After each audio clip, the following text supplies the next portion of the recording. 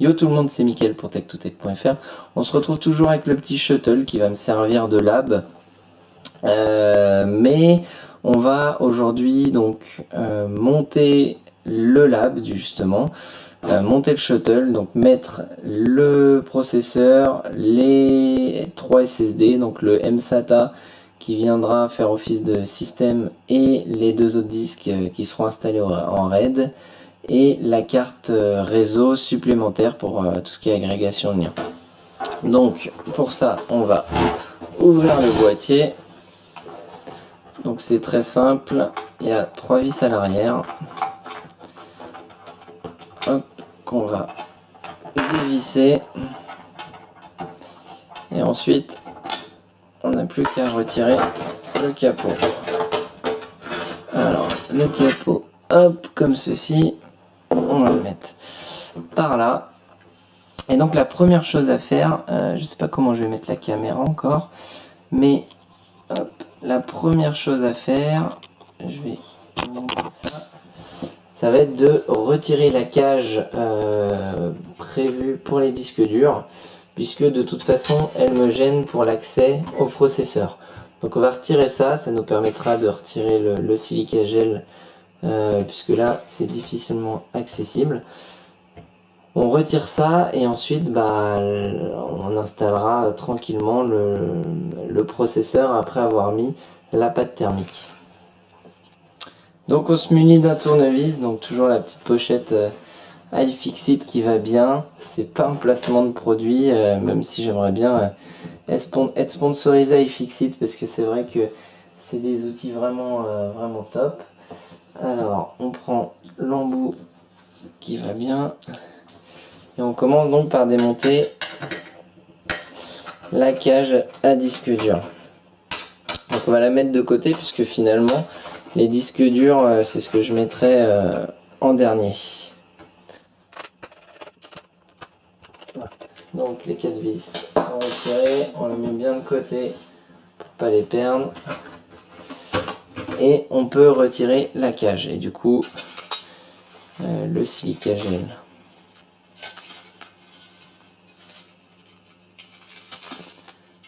Alors ils ont bien scotché ça, histoire que ça ne se barre pas.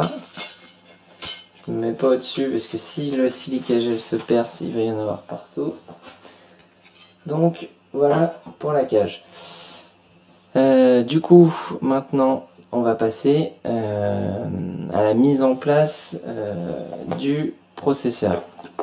Donc pour la mise en place du processeur, on va devoir démonter le système de refroidissement par caloduc ou wet pipe en anglais. Donc les caloducs, c'est quoi? C'est les petits barres de cuivre ou de métal, ça dépend, qui permettent de conduire la chaleur jusqu'au radiateur. Et le radiateur, lui, il a un gros ventilateur qui extrait la chaleur par l'arrière dans ce cas-là. Donc pour démonter ça, on a 4 petites vis ici. Hop, donc on va démonter. Donc c'est les mêmes vis que l'arrière du boîtier. Et ensuite, il va falloir démonter les 4 vis qu'on a au niveau du processeur aussi. Hop. Voilà, alors je sais pas si vous voyez bien. Mais là, hop. Alors j'ai oublié le connecteur du CPU fan qui est encore connecté. Voilà. Donc on fait attention. Donc pour le moment, vous voyez, le socket est protégé. Donc il va falloir faire extrêmement attention quand on va mettre le processeur. Je vais le déballer. Donc ne mettez pas la pâte thermique directement sur les connecteurs. J'ai déjà vu des vidéos de mecs qui font ça. Donc là ça va vous pourrir le socket. Donc la pâte thermique, ça se met sur l'arrière du processeur. Et ça vient en contact justement avec votre système de refroidissement. En l'occurrence ici Parrot Pipe. Hop. Donc je vais récupérer le processeur.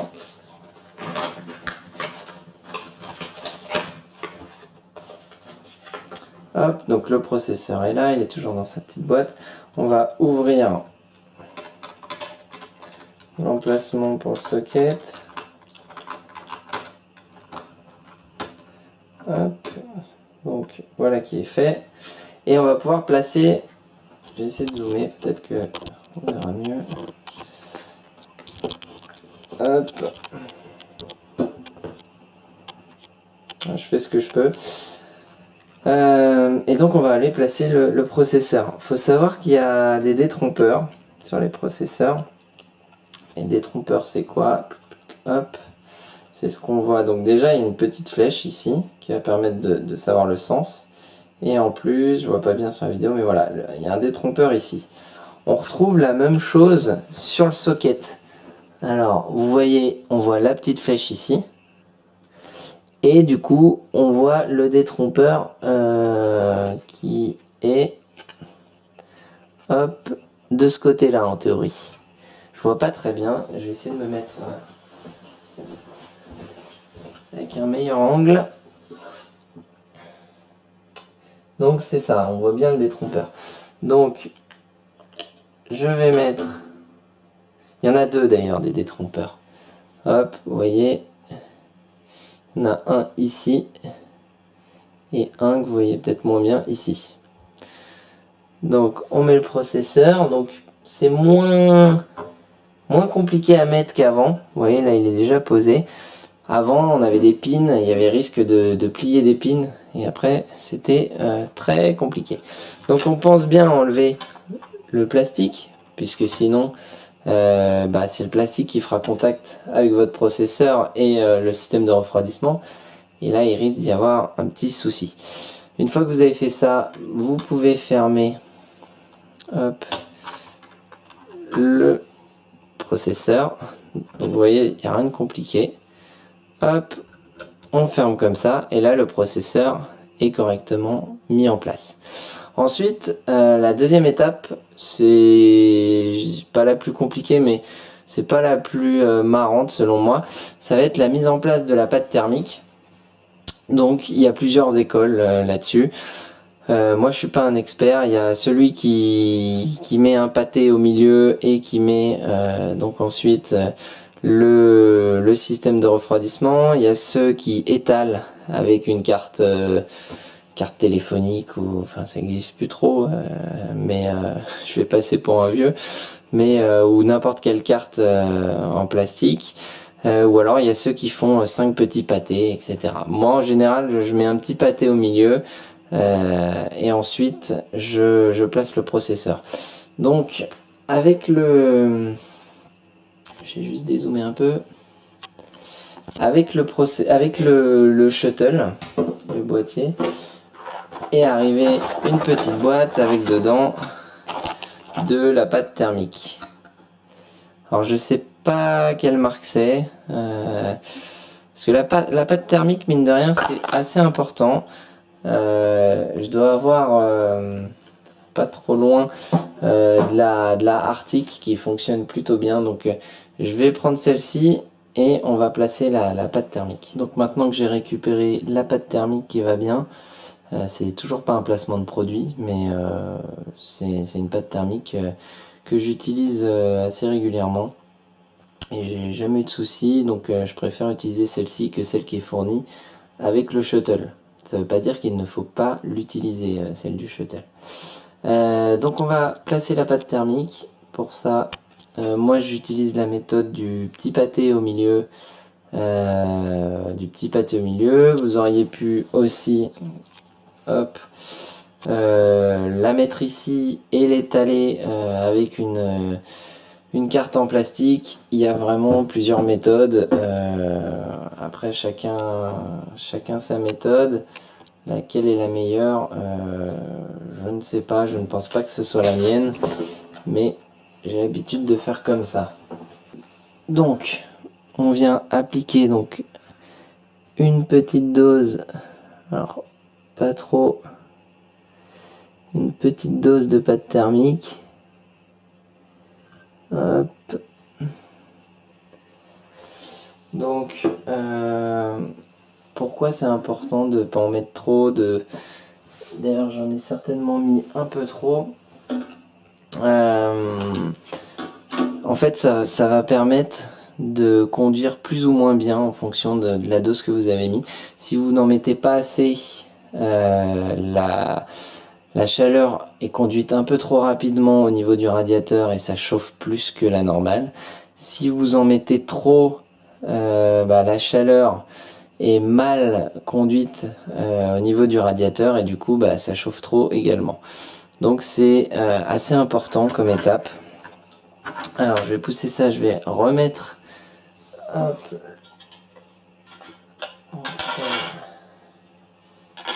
Ok.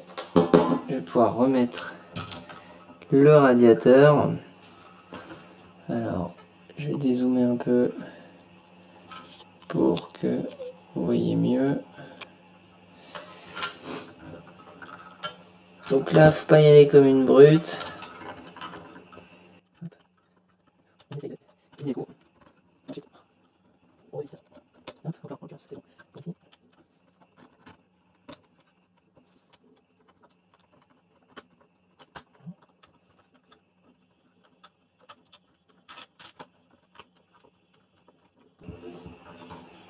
Voilà, donc là, voilà. Donc là, on est sûr que ça bouge plus, c'est bien verrouillé. Donc, on est bon là-dessus. On va remettre le ventilateur. Donc, je pense qu'on devrait pouvoir le changer parce que c'est un ventilateur de base. Je pense que ce serait mieux de mettre un Noctua ou un ventilateur tout du moins prévu pour le silence. Hop, je le remets, je le plug tout de suite, ça évitera d'oublier de le faire après. Et là, on est bon sur cette partie. On va maintenant mettre la mémoire vive. Donc, il y a 4 slots. L'idée, c'est quand vous avez par paire, il faut faire du dual channel. Quand vous en avez 4, vous mettez les 4 où vous voulez, puisque, sauf si vous avez des marques différentes ou des fréquences, pas des fréquences, mais des quantités différentes de mémoire vive. Là, en l'occurrence, moi j'ai pris 2 fois 16 Go. Donc on les voit ici. Donc hop, je vais regarder sur je vois pas d'inscription sur la carte mère, donc je vais regarder sur la notice, sur le manuel d'utilisation, quelles sont les préconisations. Donc sur le manuel, il préconise de mettre sur les slots bleus et il préconise également de faire du dual channel. Donc là c'est pareil que le processeur, hein. Pour ceux qui ne connaissent pas, vous avez un détrompeur, vous ne pouvez pas vous tromper. Si vous vous trompez, ne forcez pas. Je vois pas très bien là, donc hop, on va se mettre ici.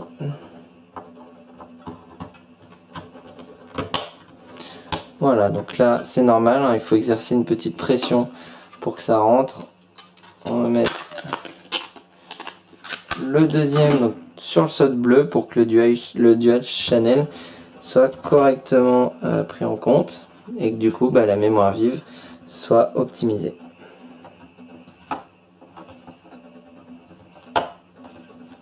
On exerce la pression, hop, et quand on entend clic, c'est que c'est bon.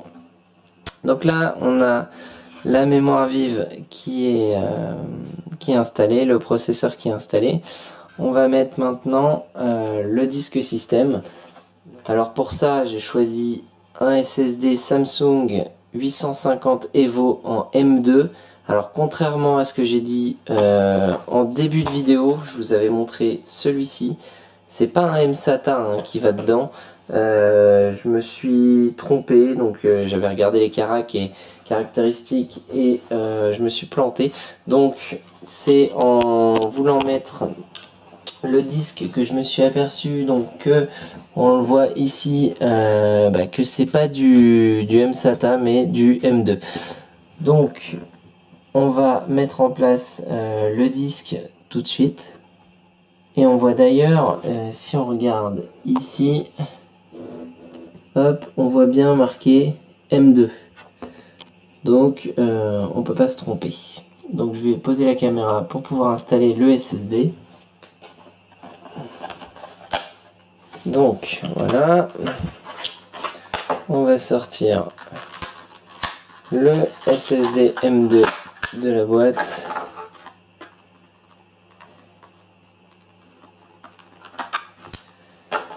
Donc c'est un SSD de 250 Go. Donc on voit que c'est tout petit. Hop, dans le bon sens. Et justement ça va me permettre de garder mes slots SATA pour ensuite faire du stockage sur du RAID 1 ou RAID 0. Donc c'est pas compliqué à mettre.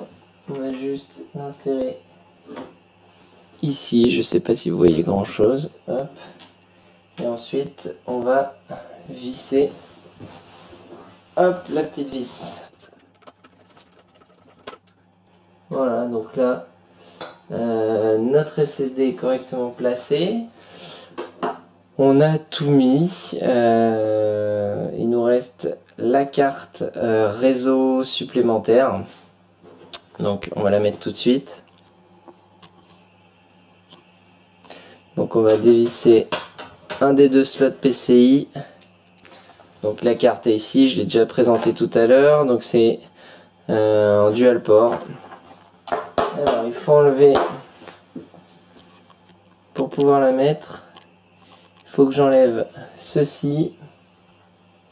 Donc je vais dévisser complètement les deux slots.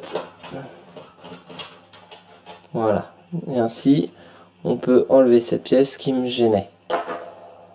Donc là je vais mettre la carte.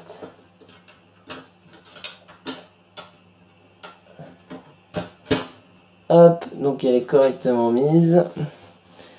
Et je vais pouvoir remettre le petit cache.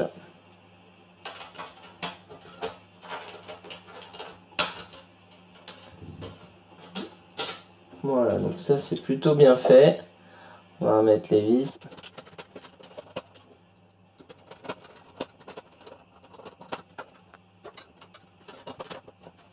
Alors, il me reste à mettre les deux SSD que je voulais mettre en RAID.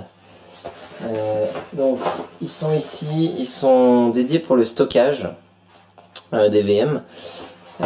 Cependant, je viens de m'apercevoir que, vous voyez, la cage pour mettre les disques, donc c'est pour mettre des disques 3,5 pouces. Du coup, je sais pas s'il y a quelque chose pour l'adapter, j'ai pas l'impression. Donc je vais regarder vite fait dans le manuel. Et puis sinon, il faudra que je regarde pour faire autrement. Donc j'ai bien regardé, que ce soit dans la notice ou directement sur ce rack, on peut pas mettre les disques 2 pouces et demi. Donc je trouve ça un peu décevant, c'est dommage. Cependant, du coup, ce que j'ai fait pour pallier au problème, j'ai acheté cette petite baie qui va me permettre de transformer mes disques 2 pouces et demi en 3 pouces et demi. Enfin, ça les transforme pas vraiment, c'est juste une baie sur laquelle on va poser le SSD. Donc, voilà. Voilà, donc on trouve un câble SATA, donc j'en aurais pas besoin puisqu'il y avait déjà des câbles fournis avec le shuttle. Et on retrouve du coup, hop, notre petit rail,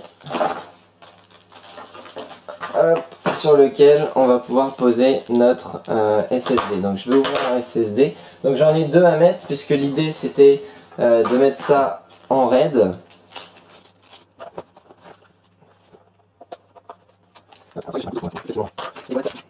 Donc voilà le SSD, donc on en aura deux identiques, des Samsung Evo 500 Go. Et après donc on va pouvoir poser ça là-dessus. Hop. Et vous voyez qu'ici on a 4 petites vis à mettre. Alors les vis sont fournies avec le kit PNY. Et le tournevis est également fourni si nécessaire. Donc il y a même... Ah oui, en fonction du disque que vous mettez dessus, il y a 8 vis du coup. Hop, donc rien de compliqué jusque là. Il suffit hop, de se mettre dans les trous et d'utiliser les bonnes vis. Et on va devoir faire ça donc pour les deux SSD qu'on viendra ensuite raquer sur la baie de montage qu'on viendra mettre dans notre shuttle.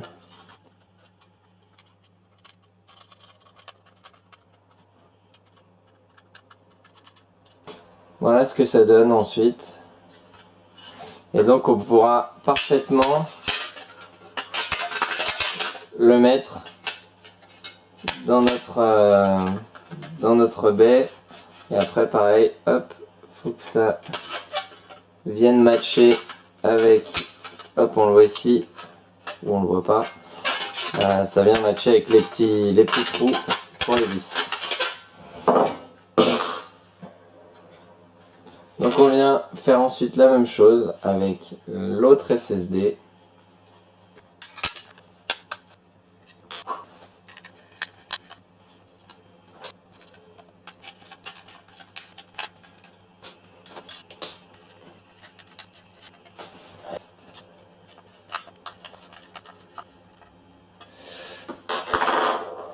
Voilà, donc une fois qu'on a fait ça, on vient les mettre là-dessus.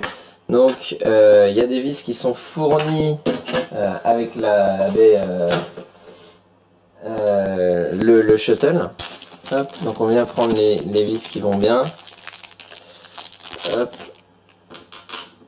On va mettre une vis de chaque côté. Ça suffira. Voilà, donc hop, on va mettre une vis ici. Et la même chose de l'autre côté. Alors ça fait un peu quincaille hein, quand même la baie là. C'est pas exceptionnel la qualité.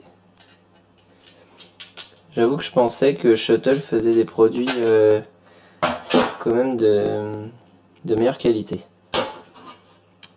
Après, c'est pas non plus ce que je recherche dans l'immédiat.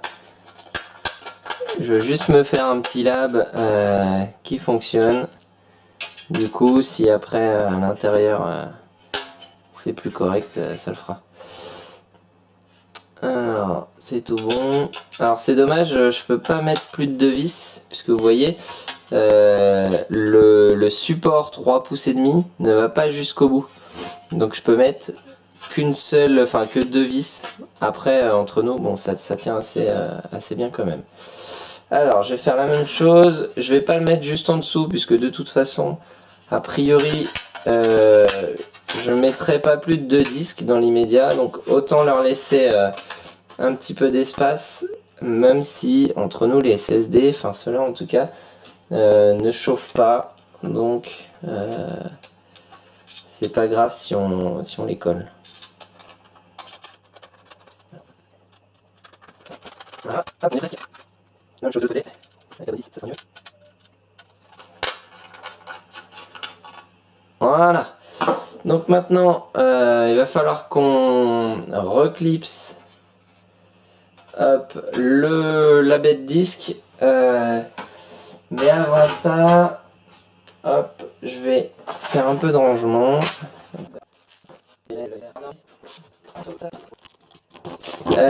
Donc, vous voyez, elle va se remettre comme ça. Ici en dessous, hop, on a, je vais prendre la caméra à la main.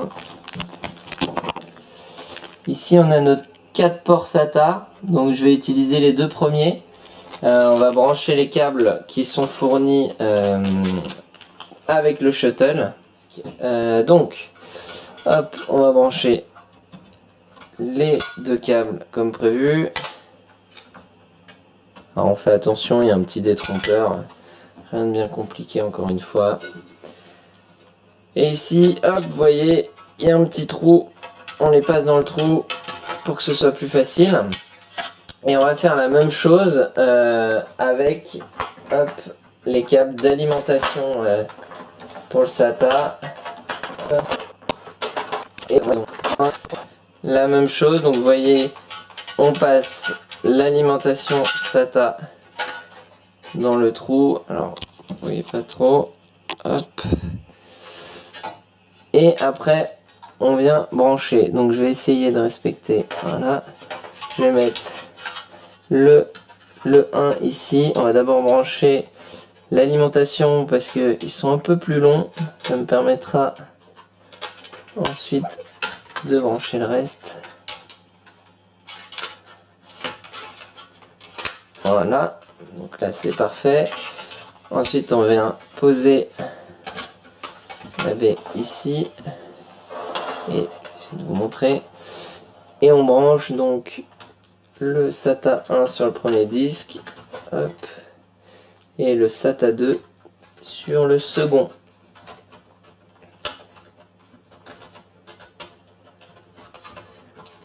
Voilà qui est fait. Du coup là on est tout bon. On peut reclipser la baie. Alors regardez, hop. Faut faire attention parce que ici en fin de compte il y a un clips qu'il faut mettre au niveau du ventilo, sinon ça viendra pas se clipser correctement. Et vous voyez là on est pas mal. Donc maintenant ce qui reste à faire c'est mettre les 4 petites vis que j'avais enlevées au préalable. Et ensuite, on va pouvoir remettre le boîtier.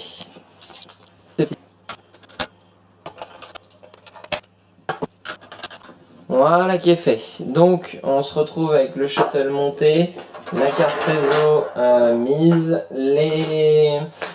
le SSD en M2 a été mis également et les deux disques également.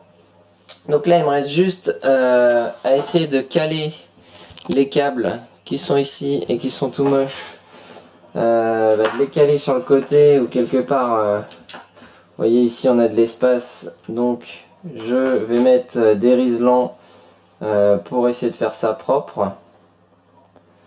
Et puis après on pourra remettre le boîtier.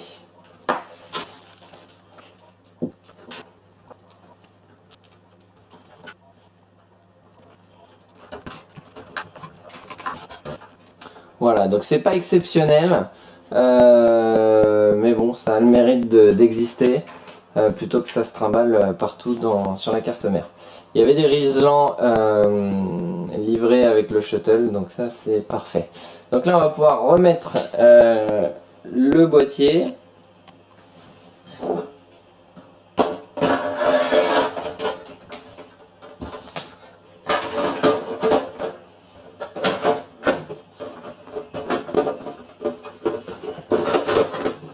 Voilà, donc là on est bon, on n'a plus qu'à remettre les petites vis. Donc ça c'est plutôt pratique dans les, depuis quelques années dans les boîtiers, et mettre maintenant des vis qu'on peut dévisser à la main, puisque finalement on est amené assez souvent, assez souvent, de temps en temps à démonter nos boîtiers.